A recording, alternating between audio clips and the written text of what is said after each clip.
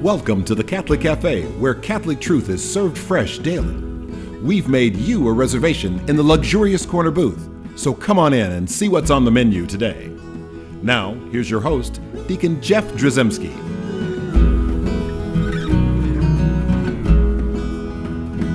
Greetings and welcome to the Catholic Cafe. I'm Deacon Jeff, sitting in the luxurious corner booth of the Catholic Cafe. We have successfully been through the holiday season, these beautiful holy season of, well, the seasons starting with Advent, moving into Christmas, and then wrapping up with the feast of the baptism of the Lord, and it's just been a beautiful, beautiful experience for me and my family. I hope you guys all who are listening had a great holiday season, and also we're happy that Tom Dorian has. You sound relieved. Venerable, yeah. You sound relieved today. No, I'm rested. You're rested. Okay, I'm rested. That's a good word. I am blessed to be to work at a place that gives us a lot of time at the holidays. Yes. Right. So a week before Christmas, and then up until early January, and so it's like. It's amazing what a little sleep does. I mean, it's just really, and not having to recharge your battery. Yeah, my batteries are recharged. That and Chex Mix. You put those things together. But then we got to start dieting here. Well, and plus all of your Christmas sweaters are green, which means that you can ride them right into ordinary time. That's exactly right. Yes, it's exactly right. Put the purple away and get out the green.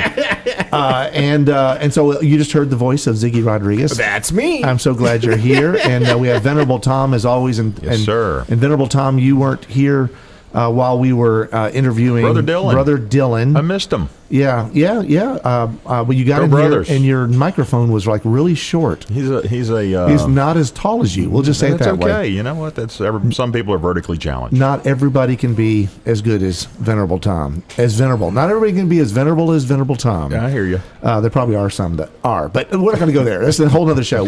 So what are we going to talk about today? One of the things that happens over in this period between Christmas and New Year's, every year typically is, or every other year, how often they do it, is the Fellowship of Catholic University Students has this big gathering called Seek. Yeah. Wise men still seek him. You've been to that, haven't you? I have been. I went in San Antonio, and it was fantastic. Mm-hmm. And I got to tell you, if anyone is ever thinking like, oh, there's just no hope in the church, just nobody is looking bad, and everybody's all these old people, and I've fallen into that trap sometimes, thinking like, what in the world is going on with our church? And it just doesn't seem like it's got any vim and vigor, no future. You can feel that way, right? You can get really weighed down. I think Satan's at work there, some just making us feel that way. But when I went to Seek, I was blown away by a bunch of college-age people gathered, and we're talking about over 10,000. And when you have over 10,000 people, I don't know if it's the same numbers now. It's actually this year it got as high as 24,000. Okay, so because I was at Adoration one night, with like about 12,000 of my closest friends. I mean, it was just incredible. And you cannot come away from that. I mean, I actually got very teary a couple of times just in adoration. And it's like I'm sitting there thinking like, silly me thinking that there's no hope. And for some reason, there's all these younger people here. And it just made me think like, in fact, I remember recording an episode of our show after we got back and thinking hey, if you're ever worried that there's a future that you're the last one, you're the last Catholic on the earth, right? That's the way you can feel by yourself, and you feel like, well, I guess I'm the only one going to Mass, and I'm the only one that believes this, and I'm the only one that feels this way. And the reality is, if you start to feel that way, go to Seek. Oh yeah, and I tell you this also, and I was blessed to go to the Seek conference this year. This is the long lead-in to say you were just there. And I've been there a couple of times in the past, where I went to an SLS in the past and a Seek in the past. But SLS is another conference that Focus used to do. And one thing I'll say before I talk about this Seek, the closest thing I've ever seen in my life, you're talking about the enthusiasm of the youth for our faith. The closest thing I've ever seen in my life to those old videos that we used to see of teenagers chasing after the Beatles, in the 1960s when the Beatles first came. Did the with Beatles British show invasion. up at Seek? Well, in the form of Father Mike Schmitz, I will say the closest thing I've ever seen was when Father Mike Schmitz was trying to make his way through. This was back in Indianapolis. Seek, just these college students were just like mobbing the guy, and I thought, it's funny because he is like a Beatle with a better haircut. Well, John Lennon said, "We're bigger than Jesus." You know what I mean? Like that. Father Mike Schmitz would never say that. Father Mike Schmitz would never say that, and in fact, it's just a wonderful thing to see college students go crazy for somebody who is literally in persona Christi. So I just wanted to throw that in there, and that in itself is a sign of excitement. There are people who raise critiques about various sort of, do we want celebrity culture in the church and stuff like that, and I understand those critiques, and I've discussed, I've raised those critiques as well on this show. But at the end of the day, seeing young people excited, over the moon, because this person who's in persona Christi, who has brought the gospel to their hearts, is a beautiful sight to behold. I like to think though that there's a difference because they're, I like to think that they're, we'll call their stardom, or the people that are enthralled with them and flock to see them. Yeah, it's really about the content. Yeah, like essentially, it's like a 5-star restaurant. They go there because the food's good. Right. It's good. And some people can go there because I ate it at Chez Tom. And it's like, and maybe they'll brag about that or whatever. But the reality is, it's only going to be in existence for as long as the food is good. And so Father Mike Schmitz is going to be a star as long as he's really bringing the Jesus. Exactly. Right? And that's what's important. And the second thought I have is some of these great historic sites in the church, where these beautiful basilicas and cathedrals and churches built on the graves of the martyrs, they're built there because of the popular pilgrimage that was made to that spot. Right. That they erected a church on that spot where this happened, or where that happened, or this home, or where the Last Supper. What all these churches are there, in these places, because of what took place there. Yeah. Which you could say is that's like star stuff. I want to go there where the thing happened. Right. Right? And I want to see, I would imagine people flock to see St. Paul. Oh, sure. Or hear St. Peter. Right. Right? And one of our saints is Golden Tongue. It's a name. So it's like people were drawn to this, but again, I like to think they were popular, maybe the wrong word, right? But they were well listened to and heard because of the content. And one thing I can also say about the Seek conference and about Focus in general, it might have been that some of the students signed up to attend Seek, because they had stars in their eyes related to, I want to see this or that celebrity, et cetera, et cetera. But it could have been going for the wrong reason. Yeah, but here's the thing. But Focus is such a great organization, and Seek is such a great conference that whatever reason those people showed up, they were brought to Christ during the course of that during the course of that conference, and whatever sort of affection they might have had for this or that speaker during the course of this, for anything other than our Lord, I guarantee you that the thing that left a mark upon their soul was our Lord. The 5-star content. Yeah, exactly. Literally the spiritual food that they're receiving. And you know what? That sentiment about what you're saying is so true. And I've used that particular line, but a little differently, by inserting the letters RCIA in it over the years. Yeah. Because there are a lot of people that are basically, raise your hand if you're getting ready to get married to a Catholic. Yeah. And that's why you're here. Mm-hmm. And their hands go up. Because there's there's a draw for people sometimes. And Tom, you said for the wrong reasons. And you're right. Mm-hmm. It sometimes that's not the reason you want to become Catholic. It's just because your spouse is Catholic. Right. But I see it, and the way I explain it to them is I think the Lord uses these opportunities, and you are going to have things revealed to you that are going to be transformative. Yes. And 9 times out of 10, it is. And that convert spouse might end up being the one who becomes the stronghold of the faith in the family. 100%. There's 100%, because I've seen a lot of times where the one who is the Catholic, I have to kind of convince them, well, you need to go too. Right. You don't just need to drop them off and you go shopping or doing whatever. while they're at class, because you're already Catholic. This is not about making Catholics. Right. It's about transformation. If you're getting ready to get married to that person, then the Catholic person needs to be there supporting. And I promise you they'll learn something. Now, this was a very long introduction. It was. And maybe we don't have time to talk about what we were thinking about talking about. But while you were at Seek, there was a particular talk, and you probably had lots of talks that you went to and lots of things that inspired you, but there was one particular you'd mentioned that it's like we should talk about. Yeah, Rachel Kalaki from Magdala Ministries. She blew me away. It was really a talk for the women. And if we have parents, if you've got young people who are listening to the show, you may want to exercise this some might discretion. be a time because we're going to talk about some more adult topics coming up. Right. And we're not going to get crazy, but we are going to talk about things that we don't. Some people don't want to have their kids listening to. And I'd heard Rachel Kalaki before on Pints with Aquinas, and frankly, back then I was like, I want her to be on Catholic Cafe one day. And so I slipped in to see her speak, and she runs Magdala Ministries. And it's a very important place in the church. It's a ministry that helps. She's a Catholic young adult, I think in her 30s, maybe her 20s, and she helps women who struggle with pornography, with masturbation, with stuff that a lot of times it's taboo to even acknowledge that women have those struggles too. Mm-hmm. And frankly, it took a long time for the church to really step up and give real resources to men. And one of the points that she raised was this is an issue that now has become a big spotlight issue, but it's still a spotlight issue for men, which a lot of times when women have those same struggles, they feel like they're all the more ashamed and embarrassed because I'm not supposed to have this struggle. It's a man thing, and that's right. Because the quintessential images of like the creepy guy in the trench coat. It's not a creepy girl in a trench coat. I mean, all through the 40s, 50s, 60s, the guy hanging out in that back alley and stuff was like it was a guy, right? And guys in a particular way struggle with pornography. And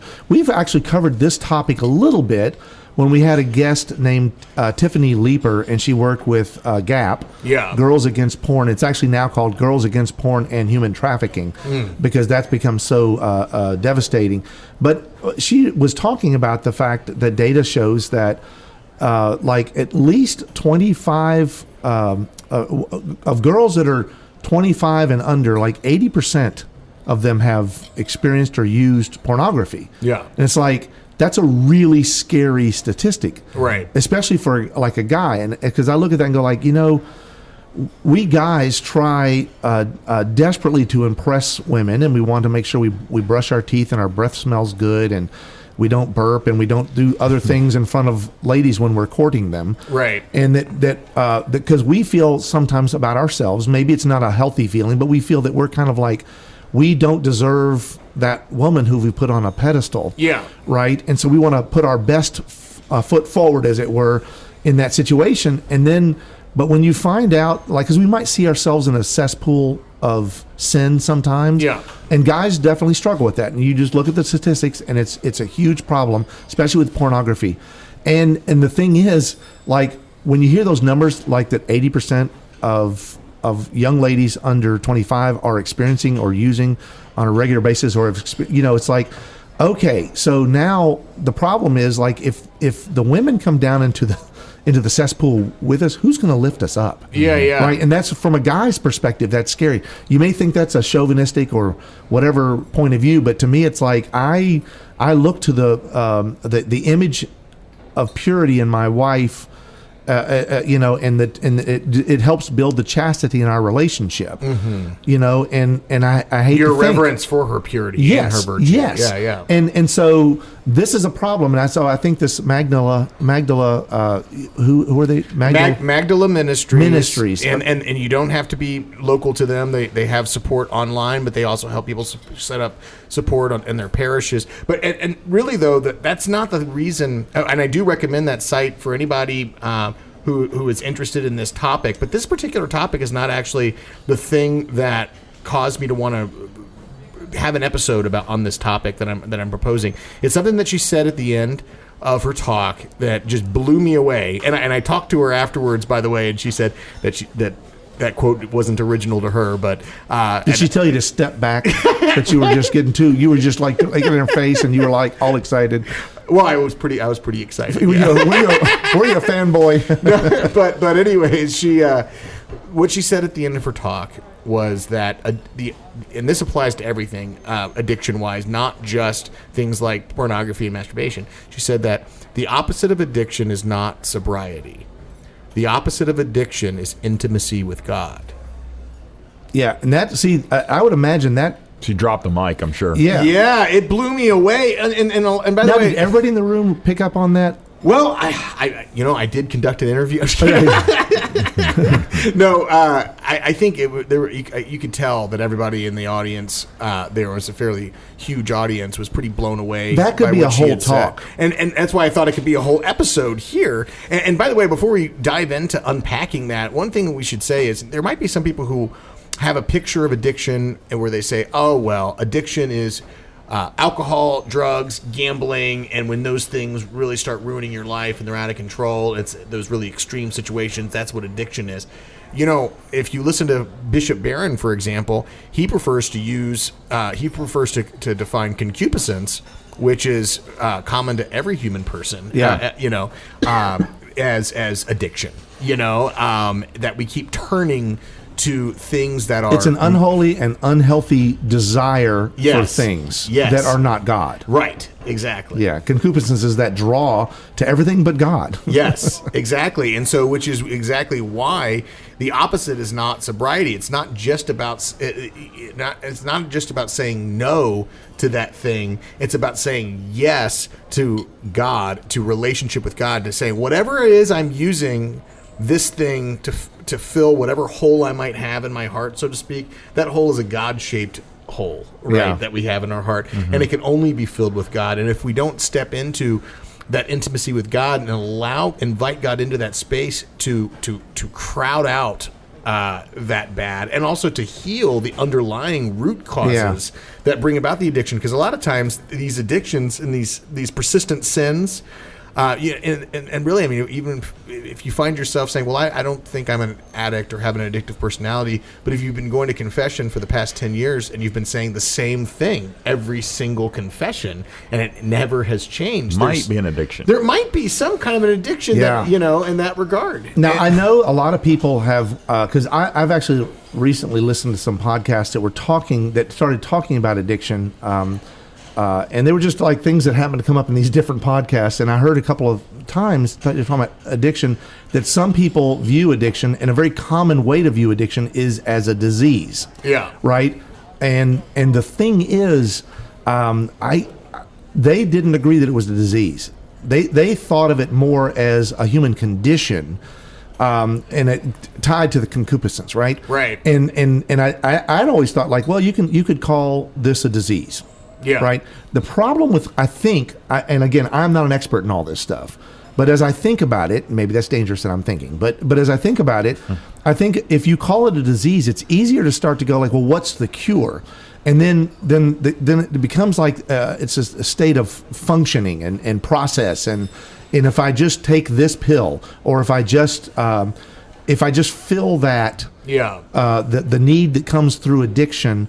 Like, in other words, if I can just get sober, if I can go cold turkey, right? And some people choose to stop smoking that way, or stop drinking that way, and there are things like that.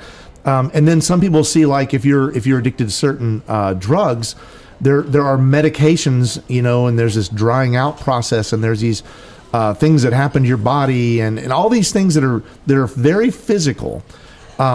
But it kind of like takes the psychological out of it, to some degree, or you can.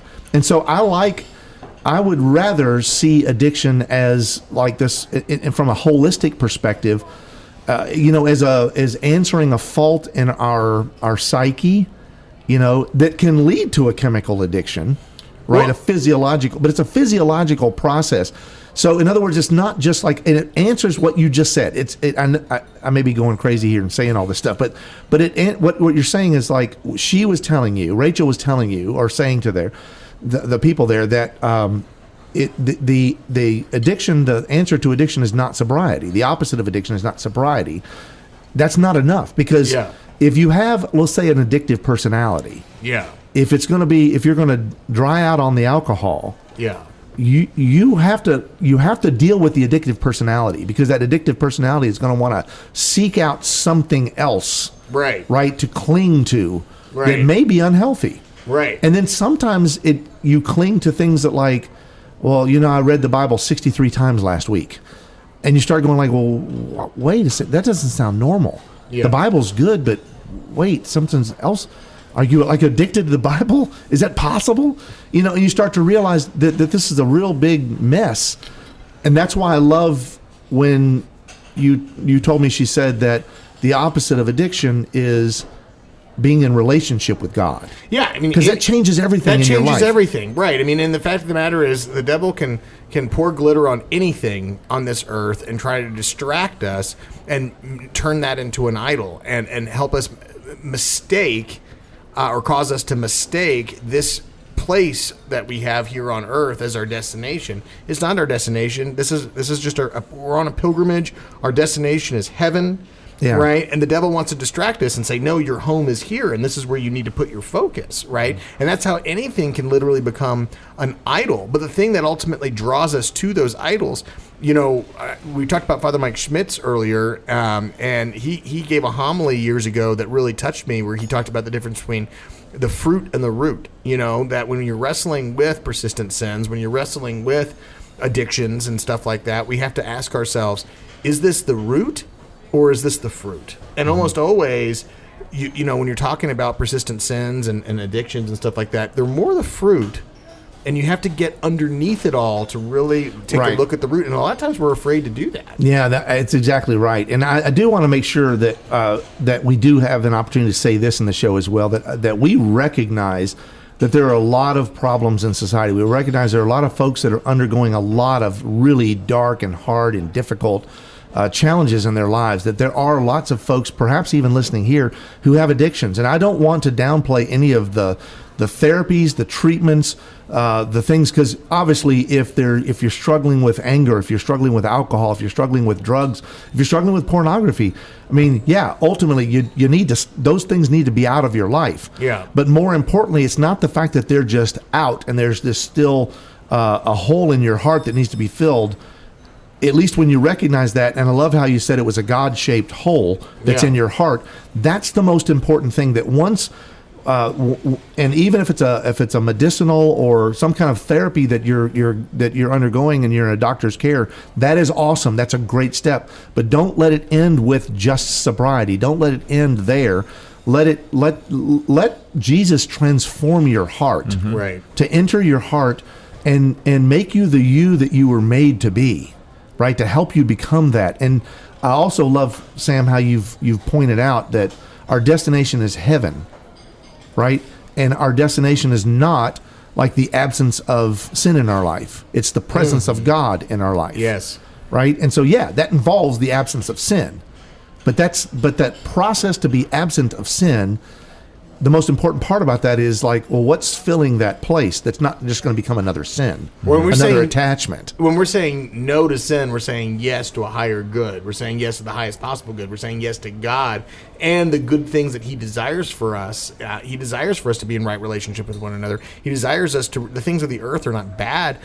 He created the earth and called it good. He wants us. He created every human person and called it good. He wants us to receive those things and the people in our lives and ourselves in communion with Him, and be in receive mode, not take mode. Receive mode in Him, with Him, through Him, in thanksgiving, and in a rightly ordered way, and a God honoring way. That's how he's that's what the work of grace is, to be in our lives. And when He asks us to fast from things, it isn't saying, oh, you need to just stop doing this thing altogether forever.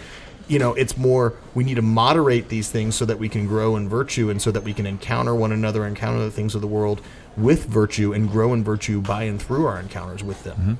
As we start to move through ordinary time and in essentially into Lent, you mentioned fasting, and again we've done shows on this, but the idea of fasting is not just getting rid of things in our life, but really getting rid of attachments, right? Letting go of attachments, letting go of the things that like don't want to be let go of. Right. The things that are literally glued to us Right. or grasping onto us, and some are worse than others. But the reality is that's why, Holy Church asks us to fast or to let go, especially during a time of Lent, of spiritual purification, where we are now, what is the focus? Where are we focused? Where are our hearts? How can we be transformed by Jesus if we are, quote unquote, satisfied, at least we think we are, by all of these worldly things? And the reality is, until we get rid of them, fasting is an opportunity for us to say, like, wow, I never realized just how attached I was to Diet Coke, or how attached I was to whatever. And it's like you start realizing, well, Diet Coke's not a sin.